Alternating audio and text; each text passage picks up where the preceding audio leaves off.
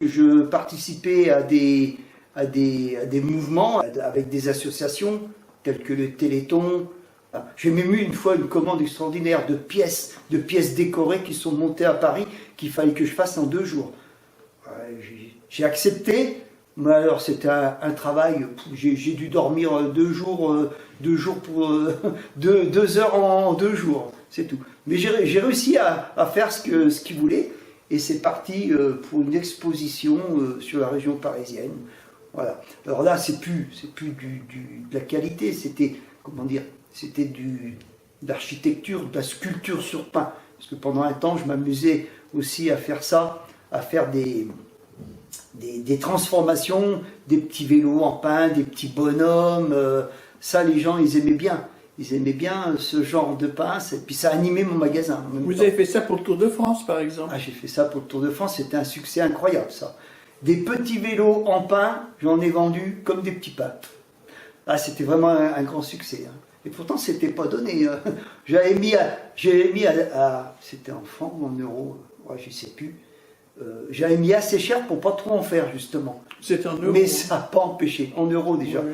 Voilà, ça, je crois que c'était 5 euros le petit vélo, alors que ça représentait une demi-baguette.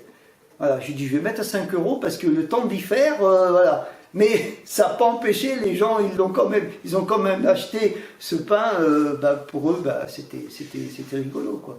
J'avais fait aussi pendant le festival gourmand qui se passait à Tournu. C'était fait par les restaurateurs, il y avait un grand festival de musique, des festivaliers, enfin, et j'avais fait des petits bonhommes aussi qui jouaient de la guitare, voilà, et ça aussi c'était pareil, c'était des succès incroyables.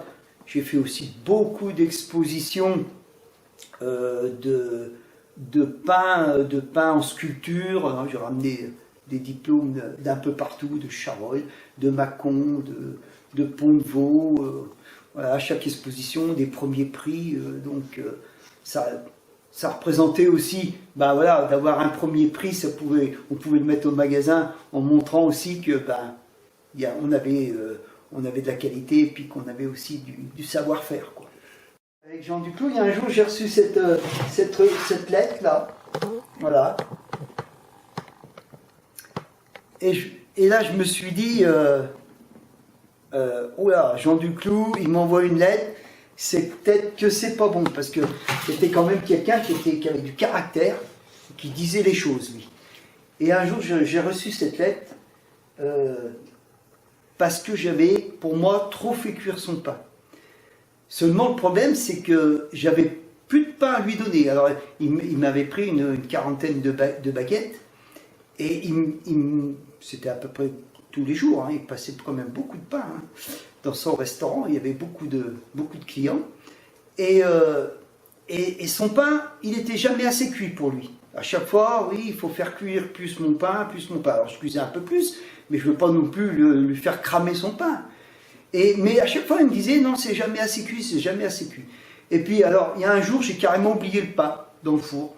Voilà, j'avais la tête ailleurs. Et quand j'ai sorti les baguettes, j'ai dit, voilà, c'est bien cuit, ça. J'ai dit, qu'est-ce que je fais? Mais j'ai dit, j'ai pas le choix. J'ai pas d'autre pain à lui donner. Donc, je les ai quand même mises, ces baguettes, dans le sac. Et 2 jours après, j'ai reçu cette lettre. J'ai dit, là, je vais me faire engueuler. Et en ouvrant cette lettre, qu'est-ce que je vois? Cher monsieur, je vous félicite pour vos baguettes très très bien cuites, avec tous mes compliments. J'ai été très surpris. Et bien depuis ce jour-là, ces baguettes, au lieu de les cuire 20-22 minutes comme une baguette classique, et ben je les cuisais 35 minutes. Et il les voulait vraiment comme ça. Et j'ai servi Jean Duclos pendant des années, du pain très très cuit comme ça. Mais son pain, il était, quand on coupait la baguette, tout autour, c'était pas noir, mais bien bronzé et tout. Et il y avait juste une petite mie qui était au milieu, qui était tendre. Voilà, il voulait du très croustillant et terminer tendre au milieu. C'était vraiment une cuisson spéciale. Hein. Bah, c'était du Jean Duclos, quoi. Une fois, j'ai pris ma baguette de pain, je suis monté à 4 à 4 tous les étages pour livrer le client. Et quand je suis arrivé en haut, là c'était marqué « pas de pain aujourd'hui ». Ah, alors quand vous passez toute la nuit déjà à travailler et puis qu'on vous met pas de pain aujourd'hui alors que vous avez monté toutes les marches, c'était un peu rigolo. Mais j'ai d'autres anecdotes qui sont marrantes aussi. Il y a un jour, il y a une ancienne cliente d'Amagé. Elle me dit « Ah, la baguette d'hier, j'ai pas pu la manger, ça me faisait trop, il m'en restait un petit bout. Vous pouvez pas me la reprendre ?» Alors j'ai dit « Si, je vous la reprends. » Et puis donc, elle me donne son pain, et moi je repars, elle me dit « Mais vous me payez pas ?» Je dis « Oui, je vous ai donné le pain, il faut me rembourser. » Alors je suis resté comme ça, et puis finalement j'ai pris les 60 centimes, et puis je lui ai redonné ces 60 centimes, et puis je suis reparti avec ma baguette qui était déjà sec, quoi. C'est incroyable. Oui, et une autre cliente qui était encore plus ancienne, et un jour elle m'a payé avec des sous troués. Elle me dit, elle me paye avec ça. Je dis, mais c'est pas bon votre argent. Elle me dit, si, c'est de l'argent de la guerre.